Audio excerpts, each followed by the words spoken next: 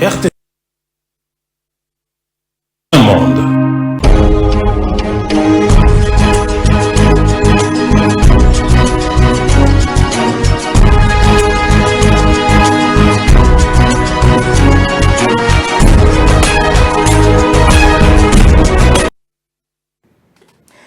Amis téléspectateurs de la RTGA, vous êtes très nombreux en tout cas en train de nous suivre. Vous suivez non seulement la RTGA mais aussi ce grand programme, ce grand magazine Duel qui vous offre des opportunités de suivre de très près l'évolution des différents dossiers. Duel, c'est votre magazine qui met en lumière deux grands points de vue afin que vous, les téléspectateurs qui nous suivez, vous puissiez tirer des conclusions et puis comprendre ce qui se passe dans notre société.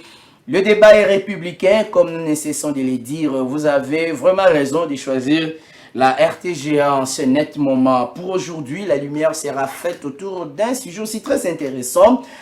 Et on va parler de la polygamie selon l'Église et selon la loi.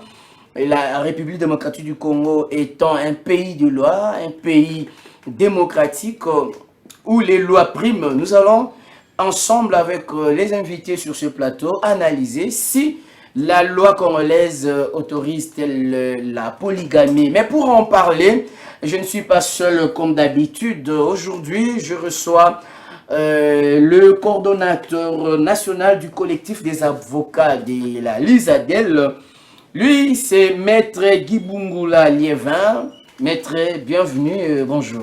Merci beaucoup, je vous remercie également et tous les nombreux téléspectateurs qui nous suivent. Je les salue tous. Merci beaucoup. Avec Maître, il sera question d'analyser sur le plan du droit si la République démocratique du Congo, les lois congolaises autorisent la polygamie. Mais nous avons aussi un homme de l'Église, lui s'appelle le frère Daniel Bouéa.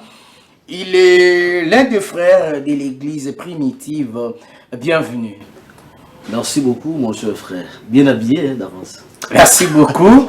Alors, c'est parti pour ces bonnes minutes de duel. D'abord, Maître Gibungula Liévin, première question. Est-ce, en tant que praticien de la loi, est-ce la République démocratique du Congo, la loi fondamentale, les lois congolaises autorisent-elles la polygamie?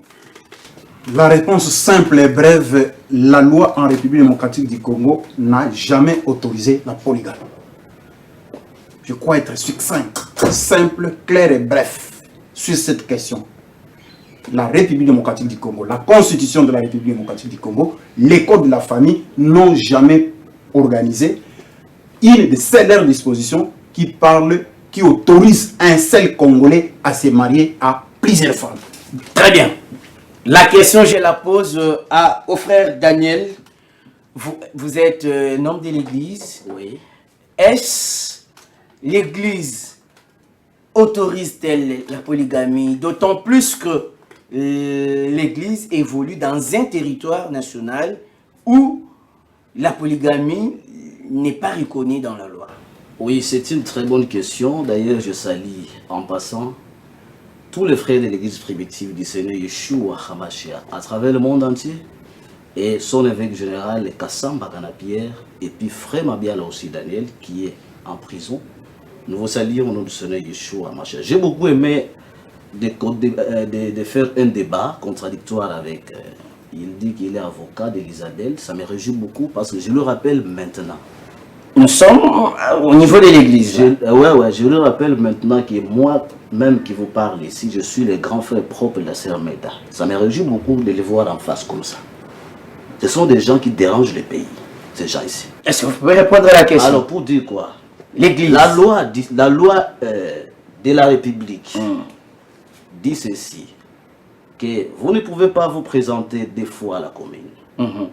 Mais vous pouvez contacter un mariage en dehors de la commune. La deuxième, la troisième, la quatrième, vous pouvez le célébrer. Le coutumier, comme on dit, le mariage coutumier. Vous pouvez le célébrer autant de fois. Oui, je vous rappelle aussi que même les enfants là, ici, des femmes là, qui ne sont pas venus à la commune, l'État reconnaît ces enfants-là. Donc, indirectement, l'État a reconnu la polygamie, indirectement. Donc, je vous rappelle aussi que J'ai beaucoup aimé lorsqu'on a dit la révision de la Constitution. Peut-être nous y croyons qu'on va insérer clairement la polygame. Parce que Honorable Naroge a dit qu'insérer la polygame parce que nous sommes des polygames. Pour ne pas éviter la vie de Badazar au Congo. Pour que le Congo marche. Après les écritures, j'ai beaucoup aimé ta question. Il y a une écriture qui m'a beaucoup touché en venant ici. Vous devez savoir que le Seigneur ne va pas juger le monde entier par rapport aux lois congolais ou les Ivoiriens. Le Seigneur va juger le monde entier par rapport à sa parole, la Bible. Alors, dans Josué, rapidement, chapitre 1er, Elohim le Créateur dit ceci à Josué, verset 8. Que ce livre de la loi ne s'éloigne point de ta bouche. Parce que la loi du Seigneur, il n'y a pas des incompétents ici. Tout est exact. Mais la loi humaine, on va réviser, on va faire ceci, c'est normal. Mais le Seigneur donne des conseils à Josué ici pour réussir. Médite-les jour et nuit pour agir fidèlement selon tout ce qui est écrit, car c'est alors que tu auras du succès dans tes entreprises, c'est alors que tu réussiras. Donc, il faut que les Congolais sachent que la Bible n'a jamais interdit la polygamie, parce que Dieu est polygame. Très bien. Et puis les écoles, je voulais rappeler rapidement 5 secondes. La Bible dit que ton créateur est ton époux. Donc Dieu aussi est un polygame. Jésus a enseigné la polygamie dans Matthieu 25. Même à l'école, on enseigne la polygamie. Chacun pour soi, Dieu pour tous. Donc c'est ça la polygamie. Chacun en son coin, mais Dieu est pour tous. Maître Kibungula, c'est lui le grand merci. polygame. Merci. Maître Kibungula, alors que nous apprenons que beaucoup de lois sont également tirées de la Bible, pourquoi cette contradiction entre la parole de Dieu et les lois humaines? Merci beaucoup pour la question très précise que vous avez posée. Je voudrais, avant de répondre à votre question, demander à mon contradicteur avec qui je suis devant votre plateau, s'il accepte, et si vous aussi vous acceptez que je puisse continuer ce débat avec lui, qu'il retire les propos qu'il a tenus. Le premier propos, il dit: ces gens, ce sont des gens qui dérangent le pays. Il faut les retirer. Ce sont des propos qu'il doit retirer à l'immédiat. À défaut, je ne continue plus les débats. Je serai obligé de vous dire au revoir pour trouver une personne neutre avec qui je peux échanger. S'il faut, d'abord, je vous c'est dans votre droit. S'il vous plaît, s'il vous plaît. Deux. D'abord, est-ce qu'il peut retirer? Je demande qu'il retire. Vous pouvez continuer. L'élégance oblige. Nous avons dit le débat est républicain. Quel est le mal que j'ai dit? Si lui, il connaît la vérité, il peut se défendre. Non, retirez simplement. Non, il peut retirer. Est-ce que vous pouvez retirer les mal sont des gens qui dérangent? Mais si lui, il a la vérité, il peut défendre maintenant. C'est ça l'esprit du Seigneur. Non, comme ça, attendez. Frère Daniel, je pense que le débat est républicain. Nous ne cessons de le rappeler. Est-ce que vous pouvez retirer et pour permettre l'évolution? Je peux dire ceci. Attends. Parce que on n'a pas assez de minutes en tout cas. Je connais, voilà. Pour honorer, n'est-ce pas, les peuples congolais, je ne retire pas, mais je dis ceci. Si j'ai mal parlé, alors lui, il peut démontrer clairement, pour me contredire, voilà, c'est très simple. C'est très simple, mon frère. Il est un avocat, il est capable, il est chevalier, tout ça. Il peut démontrer clairement. Parce qu'il a peur de voir qu'il est en face de lui, les petits frères propres, la sœur Meda. Je ne pense pas que c'est ça le débat, maître. Bon, merci beaucoup, monsieur le journaliste. Je crois que quand vous m'avez appelé, vous ne m'avez pas dit que je viendrais être opposé comme avocat des Kassamakana. C'est pas le cas. Nous ne sommes pas dans ces cas de figure. S'il vous plaît, nous sommes dans ces cas de figure. La personne qui se présente devant moi se présente comme un adversaire. Pour les raisons d'éthique, de respect et de professionnalisme, je retire ma comparaison à votre émission. Merci beaucoup. Attendez, par respect comme téléspectateur, attendez. Je vous reviens. S'il vous plaît. Je vous reviens. S'il vous plaît. S'il vous plaît, je place un mot.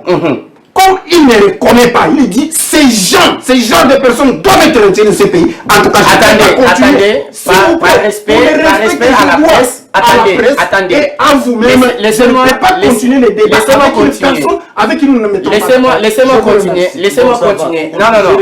Merci. Il a retiré. Par souci de clarité.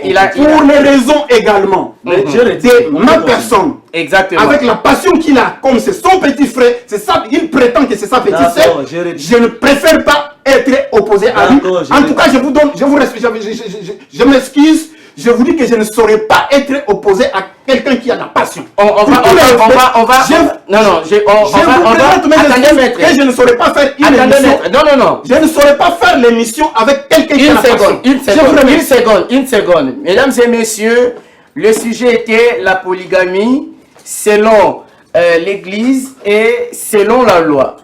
Ici, nous étions en face des deux co-débatteurs. L'un, évidemment, nous l'avons pris ici comme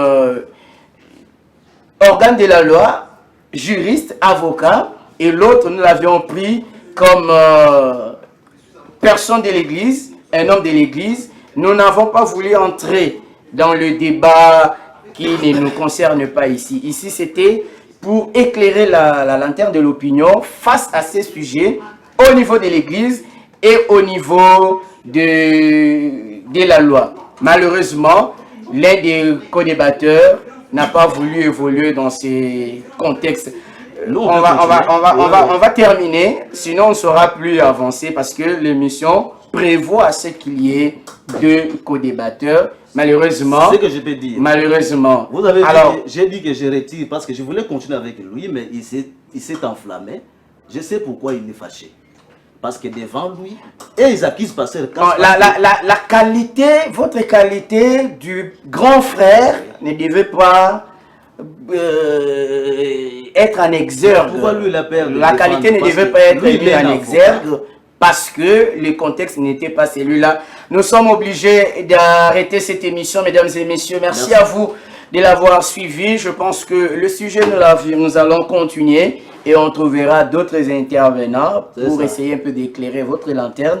Vous devez comprendre ce que la loi dit par rapport à la polygamie et ce que l'Église dit par rapport également au même sujet. D'ici là, portez-vous bien. Vous avez été nombreux à suivre la RTGA. Nous sommes très heureux de savoir que vous étiez là. Et je vois qu'on va mettre fin à cette émission. Portez-vous bien et à tout de suite. Au revoir. Merci beaucoup. RTGA, mieux qu'une chaîne, un monde.